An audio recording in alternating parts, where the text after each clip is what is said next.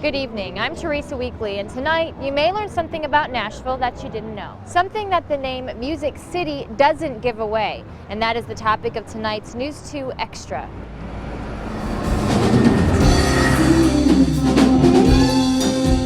The allure of country music brings locals and tourists from all over the world to downtown Nashville. Love it. It's wonderful. Yeah, I'm ready to move. But not far from the high, lonesome sound of the fiddle, there is a way of life dissonant to these fine melodies. There are gangs in Nashville. Gangs? Gangs. Yes. Because I was just thinking when we came past here, it seems so safe.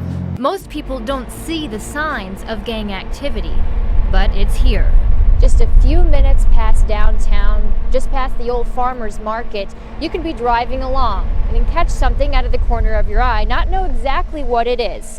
It's gang graffiti, and this gang graffiti marks rivalries that have been going on for more than 4 decades. This blue graffiti shows the rivalry between the Crips gang and the Bloods gang, and it's part of what the Metro Police gang unit looks for on a daily basis. I'm coming across the interstate on Harding Place. Detective Jerry Hyder is out looking for potential gang members. There's a guy up here standing at the corner that we think might have a warrant. He's getting into a car now. This is what the gang unit does.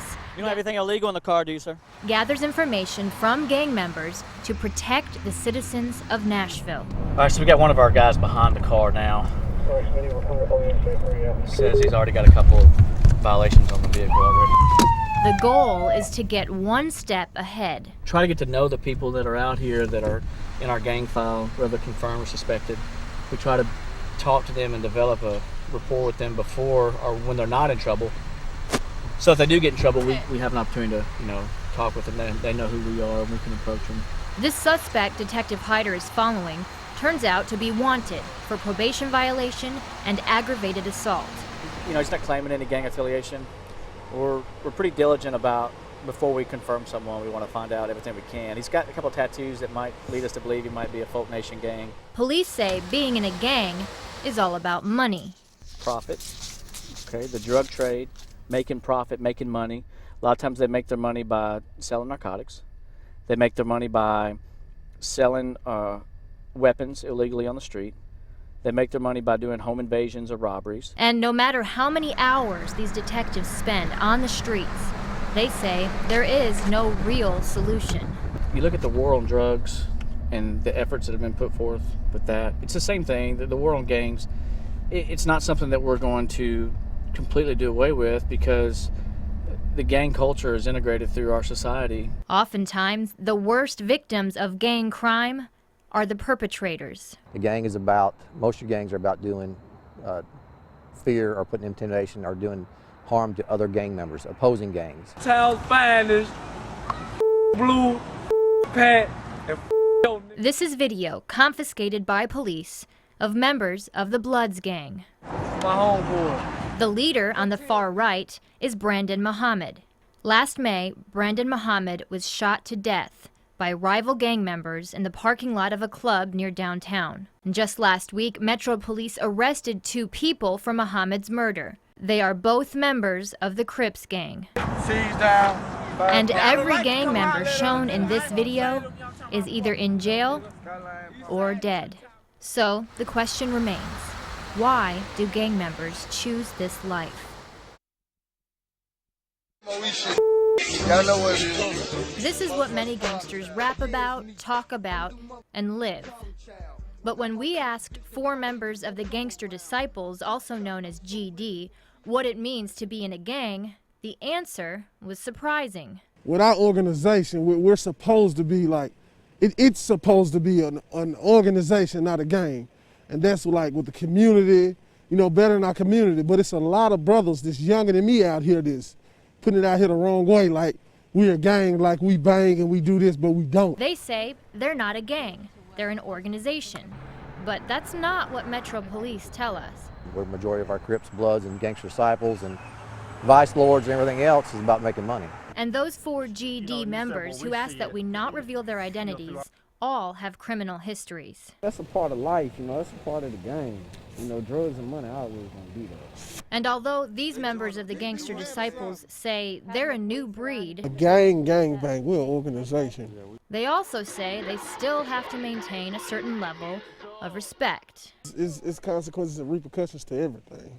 Somebody might come around and step on your shoes and you hit them. Somebody might smack your mama and you kill them. You know what I'm saying? And police will tell you that thinking can be deadly. Your average gang member is going to be 16 to 24 years of age. After 24, they're dead or locked up. The leader of this group, we'll call him T, says he got smarter after his brother was shot to death at a high school graduation. We went to a graduation to see a friend of ours, sister, graduate, and they caught him by himself. Now, T says he thinks about revenge every day, but something has changed. That opened my eyes a lot, and it opened everybody else's eyes around here, because I don't know, it's like stuff that I lived and stuff that I believed and the people I believed in, it was all a myth. They wasn't who they say they was. I mean, it just opened my eyes. If anything, you know, me being deceased, that's not gonna help my brother. Besides losing his brother, T has family to think about now. It's my job to show my daughters right from wrong and let them know what daddy went through, that they don't go through it. But even though these gangster disciples say they've learned some tough lessons and don't live how they once did, there's still the matter of protection. Trouble can come to your doorstep. It's a lot harder. I mean, we can't tell you that, but we protect ourselves. I feel like we're doing a pretty good job of it. Might not be the best or the safest to you, but for us, this is where we live at. This is all we know. Nashville at its finest, man. Many stuck in the trenches of gang life won't make excuses. A lot of people use that, well, my background is this, and that. Yeah, all our background out here is we could go on and on about it. And police say they have seen progress in the last 5 years. 08 was a pretty good year. This year is probably been the least amount of gang crime. Every day is a challenge and an opportunity to stop a young person from going down this path. You know, I used to think, you know, like you can change a kid's mind when he's, you know, in 5th, 6th grade, but you can't. You know, we got to start younger than that. It's a sad situation a lot of times, but in the same sense, you know, everybody's afforded the same rights to you know, make something of themselves. And it's important to get that message out at a young age, because there comes a time when it may be too late. I've seen very few. You know, since I've been in 04, I can count them on one hand that have changed their path. And most of it's because they've seen something happen to a loved one. Not because I changed their mind, but the violence changed their mind. Violence, like losing a brother. Everything I do now, I try to do it positive. It's a big difference from hearing something to seeing your family member laying on their deathbed, laying on their table, and touching them is cold. Like, it's I don't know, it's like hard to explain it. It's just, I guess it's a lesson learned, you can say. For gang detectives, the biggest challenge is to get a gang member to completely turn his back on that life. For me to sit across the table from a gang member and tell them, you know, there's no future in it, and you're silly for thinking that your gang members are going to be there with you. To them, it sounds like nonsense. It's not like I can pack everybody up, oh, let's move, let's run away from this. We're not running from nothing. We still here, that's what it is. I mean, that's what people mistake. People, well, since we ain't seen them, they dead or they locked up. No, we still here. We just smarter. We bleed like they bleed, you know. So. We just smarter. You may not see it when you walk down Broadway, but gangs are everywhere in Middle Tennessee. And as long as music fills these streets, that fact won't change. The promise, the hope, is that those who seek to rise above, to escape that life, will find a way. Thank you for watching this News 2 Extra. I'm Teresa Weakley. Have a good night.